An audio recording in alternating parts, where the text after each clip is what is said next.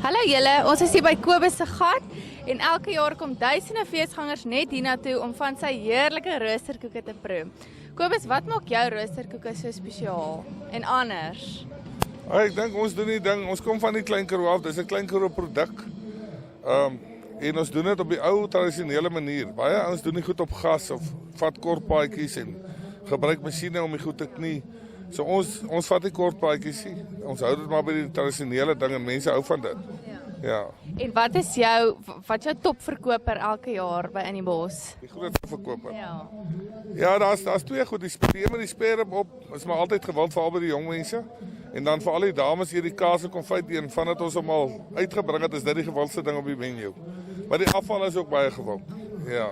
En is dit jou voltydse werk? Is dit wat jy doen of is dit net op feeste? Ja, dit bring omtrent 60% van my jaarlikse inkomste die feeste. Ons doen omtrent 70 'n jaar.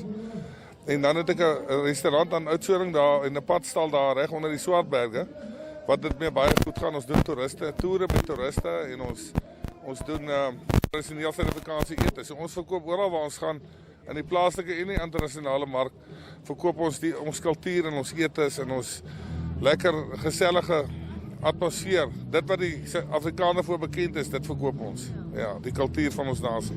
En hoekom hou jy van In die Bos? Wat maak In die Bos vir jou lekker en uniek?